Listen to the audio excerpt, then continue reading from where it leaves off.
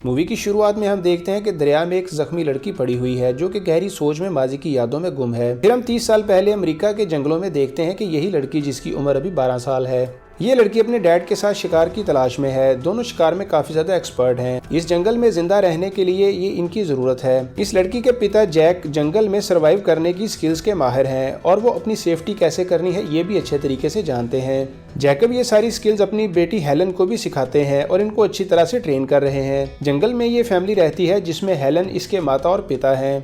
रोज की तरह आज भी अपने शिकार की तलाश में है। जैकब हेलन को गन देकर हिरन का शिकार करने का कहता है। हेलन सांस रोककर एक हिरन को निशाना बनाती है, लेकिन जैसे ही वो फायर करती है तो हिरन बचकर वहां से भाग जाता है, जिस पर हेलन काफी ज्यादा परेशान हो जाती है। हेलन ऊपर देखती है तो हवा चल रही होती है। वो कहती है कि शायद उसे हमारे आने की खुशबू आ गई थी। फिर दोनों वापस घर आ जाते हैं। हेलन की मॉम खाना पकाने के लिए आग जलाती है। तभी जैकब उसको कहता है कि आग मत जलाओ, आज कोई भी शिकार नहीं मिला, लिहाजा आज हमें कोई खाना नहीं मिलेगा। हेलन की माता को भी ये सुनकर काफी ज्यादा बुरा लगता है। हेलन ज्यादातर अपने पिता से अटैच है और मॉम से काफी ज्यादा चिढ़ती भी है। हेलन की बॉडी पर काफी सारे टैटूज होते हैं जो इसके पिता बनाते हैं। जब भी वो इसे कोई लेसन सिखाते हैं और उसका टास्क अचीव करती है तो फिर इसके इनाम के तौर पर इसके पिता इसकी निशानी हेलन के जिस्म पर कोई टैटू बनाकर देते हैं। हेलन इस माहौल में काफी ज्यादा खुश है और यहाँ पर वो एडजस्ट है। इसके इकलौते दोस्त इसके पिता हैं। जंगल में कुछ ज्यादा चीजें नहीं है, लिहाजा खेलने के लिए इसके पास सिर्फ लकड़ियों और पत्तों के खिलौने हैं। अगले दिन फिर हेलन अपने पिता के साथ शिकार के लिए निकलती है। जगह जगह पर इन्होंने अपने शिकार को ट्रैप करने के लिए और अपनी सेफ्टी के लिए ट्रैप लगाए हुए हैं, लेकिन इन्हें इस दफा सिर्फ एक भेड़िए की टांग ही ट्रैप में फंसी हुई मिलती है। तभी हेलन ने जैकब से पूछा कि इस भेड़िए का क्या हुआ, तो जैकब इसको बताता है कि ये भी एक जिंदगी का लेसन है कि अपनी जान बचाने के लिए उसने अपनी टांग की कुर्बानी दे दी। फिर ये दोनों लोग उस शिकार को लेकर घर आते हैं।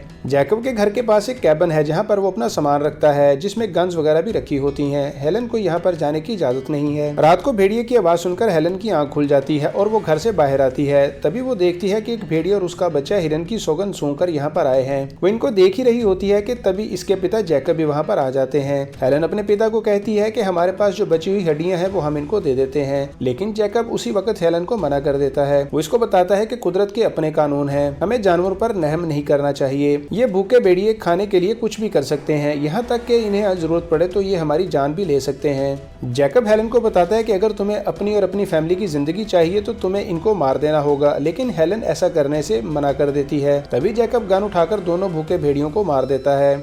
जैकब अगले दिन शिकार के लिए जा रहा होता है। उसने हेलन का नाम लिटिल शैडो रखा होता है। हेलन भी साथ जाने का कहती है, लेकिन जैकब उसे कहता है कि आज नहीं फिर कभी चलेंगे। घर पर हेलन और इसकी मॉम अकेली होती हैं। तभी एक छोटी सी गाड़ी पर एक आदमी वहाँ पर आ जाता है जो जंगल में खो गया है। वो इनसे शायद रास्ता पूछने के लिए आया है। इस आदमी को और गाड़ी को देखकर हेलन काफी ज्यादा हैरान हो जाती है, क्योंकि ये दोनों चीजें उसके लिए नई थी। उसे दुनिया और दुनिया की चीजों के बारे में कुछ भी नहीं पता था। हेलन की मॉम भी घर से बाहर आ जाती है और इस आदमी को कहती है कि हमारी हेल्प करो और हमें यहाँ से बाहर निकालो, इससे पहले कि वो यहाँ पर आ जाए। फिर वो हेलन को जबरदस्ती गाड़ी में डालने की कोशिश करती है, लेकिन हेलन बैठना नहीं चाहती। वो आदमी कहता है कि मैं तुम लोगों को यहाँ से कैसे निकाल सकता हूँ, मैं तो खुद यहाँ पर गुम हो गया हूँ। तभी एक गोली सीधी आकर इस आदमी को लगती है, जिससे इसकी वहीं पर मौत हो जाती है। ये गोली जैकब ने इस आदमी को मारी थी जो कि वहाँ पर आ चुका था। तभी हेलन की मॉम हेलन को गाड़ी पे बिठाकर वहाँ से जल्दी से निकलने लगती है, लेकिन हेलन जाना नहीं चाहती। हेलन कहती है कि मैं अपने पिता को कैसे छोड़कर जा सकती हूँ, जिस पर इसकी मॉम पत्थर मारकर इसे बेहोश करके गाड़ी पर बिठाकर वहां से निकलने में कामयाब हो जाती है।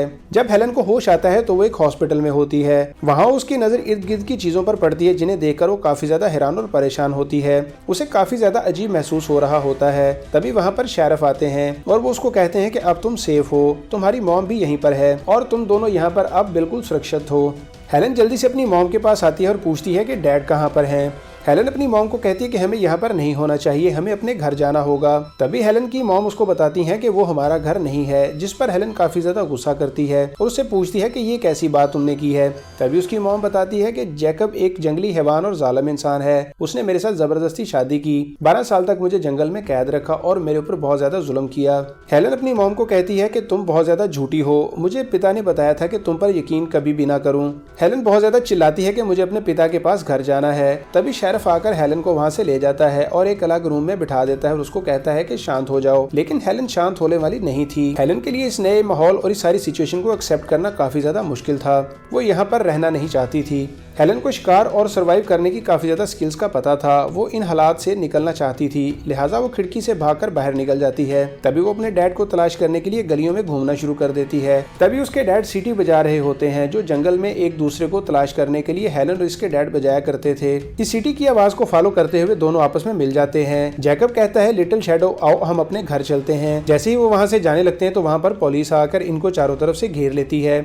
जैकब हेलन को कहता है कि मैं लौटकर जरूर आऊंगा, तो मेरा इंतजार करना। ये कहकर वो वहां से चला जाता है और हेलन बुरी तरह से रोने लग जाती है। फिर हम देखते हैं कि 18 साल का समय बीत चुका होता है और हेलन काफी ज्यादा बड़ी हो चुकी है। इसके बचपन का बुरा वक्त अब भी इसे भयानक सपने की तरह डराता है, लेकिन वो सच जान चुकी थी कि इसके पिता एक जालिम और हैवान किस्म के इंसान थे, जिन्होंने इसकी मॉम को किडनैप किया हुआ था और जबरदस्ती इस जंगल में रखा हुआ था। अब हेलन की एक न्यू और नॉर्मल लाइफ थी। हेलन ने अब शादी भी कर ली थी। इसकी बॉडी के ऊपर बने हुए टैटूज भी काफी हद तक खत्म हो चुके थे, लेकिन जो फेस पर टैटूज बच गए थे उनको वो अपने मेकअप से छुपा लेती थी, क्योंकि ये टैटूज इसके बुरे माजी की निशानी थे जो इसको पुराना वक्त याद करवाते थे। हेलन अब एक अलग किस्म की इंसान बन चुकी थी। हेलन के पति के अलावा एक बेटी भी थी और वो इन दोनों के साथ रहना चाहती थी, लिहाजा वो अपने काम से काम रखती थी। हेलन एक कंपनी के अंदर जॉब करने लगती है। जैकब की स्टोरी भी लोगों में काफी ज्यादा फेमस हो चुकी थी। लोग उसे मार्श किंग के नाम से जानते थे, जो एक बहुत ही बुरा इंसान था जो जंगल में रहता और जंगल को नुकसान पहुंचाता था। उसने एक औरत को अगवा करके जबरदस्ती कैद में रखा हुआ था। हेलन को अपने पति और बेटी से बहुत ज्यादा प्यार था, लेकिन हेलन ने एक गलती की थी कि उसने अपने माजी के बारे में अपने पति को नहीं बताया हुआ था, बल्कि इनसे ये सारी बात छुपाई हुई थी कि वो जैकब यानी कि मार्श किंग की बेटी है, इसलिए कि इसकी सच्चाई जानने के बाद इसे कोई भी नहीं अपनाता। तभी हम देखते हैं कि पुलिस मार्श किंग और इसके साथी को एक बस में ले जा रहे होते हैं। रास्ते में ये दोनों दोस्त भागने का प्लान करते हैं। तभी एक अंधेरी जगह का फायदा उठाकर ये गार्ड पर हमला कर देते हैं और इसकी गन छीनकर गार्ड और ड्राइवर को गोली मार के वहां से फरार हो जाते हैं। अगले दिन हेलन के घर पे पुलिस आ जाती है, जिसे देखकर हेलन काफी ज्यादा घबरा जाती है। पुलिस ऑफिसर हेलन को बताते हैं कि तुम्हारे डैड यानी कि मार्श किंग भाग गए हैं, क्या उन्होंने तुमसे कोई राब्ता किया है? तो हेलन इनको जवाब में कहती है कि नहीं, इन्हें पता था कि मार्श किंग आजाद हो चुका है और वो जरूर इसके साथ राब्ता करेगा या इससे मिलने की कोशिश करेगा। ये सारा कुछ सुनकर हेलन काफी ज्यादा डर जाती है और घबरा भी जाती है। पुलिस के आने से हेलन के पति को भी पता चल जाता है कि हेलन ने अपनी पहचान छुपाई हुई थी कि ये मार्श किंग की बेटी है, जिस पे वो काफी ज्यादा नाराज हो जाता है कि इसने इसे सच को क्यों छुपाया। तभी हेलन के पति अपनी बेटी को वहां से लेकर चले जाते हैं। पुलिस इसके घर के बाहर पहरा देना शुरू कर देती है, क्योंकि इन्हें यकीन था कि जैकब यहाँ पर जरूर आएगा। हेलन अब इस घर में अकेली रहना शुरू कर देती है। फिर हम जैकब और इसके फ्रेंड को देखते हैं जो एक गैस स्टेशन पर किसी का इंतजार कर रहे होते हैं। तभी वहां पर एक गाड़ी आती है जिसमें बैठकर वो दोनों चले जाते हैं। तभी शेरिफ हेलन का हाल पूछने के लिए इसके घर पर आते हैं। जैकब से आजाद होने के बाद हेलन की मॉम ने शेरिफ से शादी कर ली थी, यानी कि हेलन अब शेरिफ की सौतेली बेटी थी, लेकिन इस बात को उसने कभी भी नहीं अपनाया था। शेरिफ एक बहुत अच्छा इंसान था और इसे अपनी बेटी ही समझता था और वो चाहता था कि वो इसको एक फैमिली की तरह से ले। वो हेलन को काफी ज्यादा तसल्ली देता है और इसको बताता है कि तुम्हारे पति तुमसे नाराज होकर गए हैं, वो जल्दी वापस आ जाएंगे। तभी एक FBI का एजेंट हेलन को बुलाने के लिए आ जाता है। हेलन को पता चलता है कि कनाडा का बॉर्डर क्रॉस करते हुए एक गाड़ी का जबरदस्त एक्सीडेंट हुआ था, जिसमें गाड़ी और गाड़ी में सवार 2 लोग बुरी तरह से जल के मर चुके हैं। इनका ख्याल था कि मरने वालों में से एक जैकब हो सकता है। हेलन बताती है कि इसके पिता के सामने के 3 दांत गोल्ड के थे और मिलने वाली लाशों में से एक के मुंह में 3 गोल्ड के दांत मौजूद हैं, जिससे इनको लगता है कि जैकब ही है जो इस गाड़ी में जल के मरा है। ये देखकर हेलन को समझ नहीं आ रही थी कि उसे अपने पिता की मौत पर दुखी होना चाहिए या खुश होना चाहिए।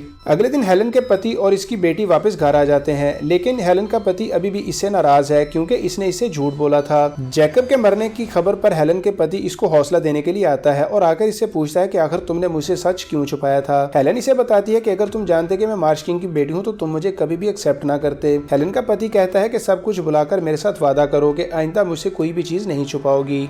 हेलन जब अपने पति की बात का जवाब नहीं देती तो वो फिर नाराज होकर वहां से चला जाता है। हेलन का पति गाड़ी में जा रहा होता है, तभी हेलन इसकी गाड़ी के आगे आ जाती है और इसको अपने टैटू दिखाकर अपनी सारी बातें और सीक्रेट शेयर कर देती है। अपने मॉम और डैड के बारे में बताते हुए हेलन काफी ज्यादा दुखी हो जाती है। तभी हेलन का पति इसके पास आता है और आकर इसे गले लगाता है और ये फैमिली एक मरतबा फिर से अच्छे तरीके से रहने लगती है। फिर ये लोग मिलकर शेरिफ के घर जाते हैं। शेरिफ के घर जाने के बाद हेलन अपनी बेटी को कहती है कि शेरिफ तुम्हारे नाना है, जिसे सुनकर शेरिफ काफी ज्यादा खुश होता है और कहता है कि मैं इस वक्त का काफी देर से इंतजार कर रहा था। तभी शेरिफ इसको बताता है कि तुम्हारी मॉम की डेथ हो चुकी है। शेरिफ इसे बहुत ज्यादा प्यार करता था। तभी वो उसको दिखाता है कि उसने घर में हर तरफ हेलन और इसकी मॉम की पिक्स लगा रखी हैं। शाम को हेलन और इसकी फैमिली घर वापस आ जाते हैं। ये लोग रात को सो रहे होते हैं। तभी हेलन को एक बुरा सपना आता है कि इसके डैड इसके घर में आ चुके हैं और इसके बहुत करीब पहुंच चुके हैं। अगली सुबह जब हेलन की आंख खुलती है तो उसको घर में मिट्टी मिलती है। हेलन परेशान हो जाती है और समझती है कि ये इसके डैड के जूतों की मिट्टी है जो यहाँ पर इसे ढूंढने के लिए आए थे। हेलन काफ़ी ज़्यादा परेशान होती है, लेकिन तभी उसकी नज़र अपनी बेटी पर पड़ती है जो अपने जूतों से मिट्टी साफ कर रही होती है। वो समझती है कि शायद ये मिट्टी उसके बेटी के शूज़ की है, लेकिन वो जानती है कि इसके पिता काफ़ी ज़्यादा क्रेजी और ख़तरनाक इंसान है और वो इतनी आसानी से मरने वाले नहीं हैं। अगले दिन हेलन मार्केट में होती है और वहाँ पर वो किसी से बात कर रही होती है। तभी उसे वही सीटी सुनाई देती है जो कि जंगल में इसके पापा और ये एक दूसरे को बुलाने के लिए बजाया करते थे। इसे ये सीटी की आवाज़ सुनकर काफ़ी ज़्यादा अजीब लगा। जब हेलन सीटी की आवाज़ का पीछा करते हुए देखती है तो उसको इसके पिता की एक झलक मिलती है, लेकिन वो पलक झपकते ही गायब हो जाते हैं। घर आकर भी हेलन इसी बारे में सोचती रहती है, लेकिन फिर वो सोचती है कि शायद उसका वहम होगा, लेकिन वो कोई भी रिस्क नहीं लेना चाहती, लिहाजा वो अलर्ट हो जाती है। हेलन अपने घर के इर्द गिर्द ट्रैप लगाती है। रात को ट्रैप की बेल बजती है, जिसे उठकर वो चेक करती है तो उसे नजर आता है कि रैबिट है जो मरा हुआ इस ट्रैप में फंसा है। हेलन काफी ज्यादा डर जाती है क्योंकि उसे लगता है कि ये काम भी जैकब का है, क्योंकि रैबिट इस ट्रैप में फंसने से पहले ही मर चुका था। हेलन डरते हुए घर के अंदर आती है और सारी बात अपने पति को भी बता देती है। फिर वो शेरिफ को भी कॉल करती है। शेरिफ और इसके पति दोनों ही इसको तसल्ली देकर कहते हैं कि ये तुम्हारा वहम है, ये हो ही नहीं सकता क्योंकि जैकब मर चुका है। अगले दिन हेलन को अपने घर में लकड़ी और पत्तों के बने हुए टॉयज मिलते हैं जिनसे वो जंगल में बचपन में खेला करती थी। वो समझ जाती है कि जैकब ने मुझे तलाश कर लिया है और ये इसकी तरफ से सिग्नल है कि वो अभी भी जिंदा है। हेलन समझ जाती है कि अब वो मुझे यहाँ पर नहीं रहने देगा। जैकब ने वो लाशें गाड़ी में किसी और की रखी थी ताकि लोगों को धोखा दे सके और सभी लोग ये समझें कि मार्श किंग मर चुका है। तभी वो जैकब यानी कि अपने पिता का सामना करने का सोचती है और अपनी फैमिली को बचाने के लिए निकल जाती है। हेलन उसी जंगल में पहुंचती है जहां पर उसने अपना बचपन गुजारा था। वहां पर जाकर देखती है कि उसका घर भी वहीं पर है जहां पर वो रहा करती थी। वहाँ की नदियाँ और पेड़ सभी कुछ वैसा ही था। हेलन को अपना बचपन याद आने लगता है। तभी हेलन की अपने डैड से वहाँ पर मुलाकात हो जाती है। ये दोनों आपस में काफी सालों के बाद मिल रहे थे।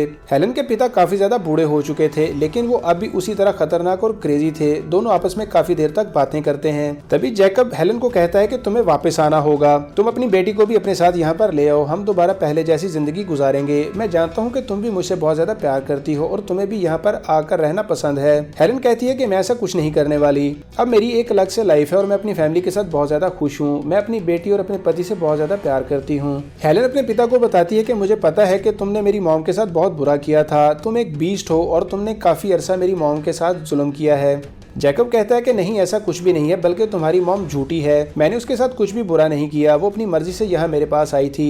हेलन तभी जैकब यानी अपने पिता को कहती है कि मेरी फैमिली से दूर रहना। जैकब कहता है ठीक है। फिर वो दोनों गले मिलते हैं। हेलन वहाँ से वापस चल पड़ती है। जैसे ही वो आगे बढ़ती है तो उसको वहाँ पर शेरिफ दिखाई देता है जो हेलन का पीछा करते हुए यहाँ पर पहुंच चुका था। हेलन और शेरिफ वहाँ से निकलने ही वाले होते हैं कि इससे पहले जैकब शेरिफ को शूट कर देता है और शेरिफ की मौत हो जाती है। फिर वो हेलन को बालों से पकड़कर घसीटकर एक गड्ढे में बंद कर देता है जिसमें वो बचपन में इसको सजा के तौर पर बंद किया करता था। इस गड्ढे के ऊपर वो लकड़ी का एक जाल बिछा देता है।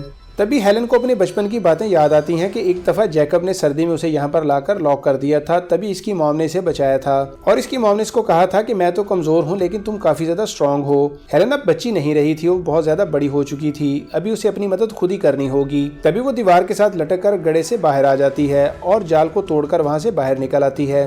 हेलन जानती है कि वेपन कहाँ पर रखे हुए हैं। वो उसी कैबिन में जाती है और वहाँ से गन लेकर बाहर आ जाती है। तभी हम देखते हैं कि जैकब बोट में बैठकर वहाँ से निकलने ही वाला था, तभी वो कश्ती उल्टा कर पानी में कूद जाता है। हेलन गन लेकर जैकब को मारने के लिए आगे बढ़ती है। तभी इन दोनों के दरमियान में शदीद लड़ाई होती है। ये दोनों इस माहौल में रहने के और अपने आप को सर्वाइव करने के काफी ज्यादा एक्सपर्ट्स हैं। इन दोनों के दरमियान में काफी ज्यादा लड़ाई होती है, लेकिन आखिर बाप ही होता है। जैकब कीचड़ में जाकर छुप जाता है। जैकब के पास एक गन भी थी। हेलन इसे देख लेती है और इस पर गोली चलाने वाली होती है कि इससे पहले ही जैकब गोली चलाकर हेलन की टांग को जख्मी कर देता है। वो हेलन को जान से नहीं मारता, वो हेलन को जबरदस्ती अपने साथ ले जाने लगता है। वो अब भी हेलन को लिटिल शैडो कहकर बुलाता है। हेलन को इस बात पर काफी ज्यादा बुरा लगता है और वो गुस्से में आकर इसको कहती है कि मुझे इस नाम से नफरत है। जैकब उसे कहता है कि मैंने तुम्हारे लिए क्या कुछ नहीं किया, फिर भी तुम मेरे साथ खुश नहीं हो, तुम मुझे छोड़कर क्यों जाना चाहती हो, तुम्हारी मॉम काफी ज्यादा कमजोर थी। हेलन कहती है कि कमजोर वो नहीं बल्कि तुम हो, क्योंकि तुम औरतों पर जोर चलाना जानते हो। जैकब कहता है कि मुझे जो ठीक लगा मैंने वही किया, तुम बताओ तुम अपनी फैमिली को बचाने के लिए क्या कर सकती हो।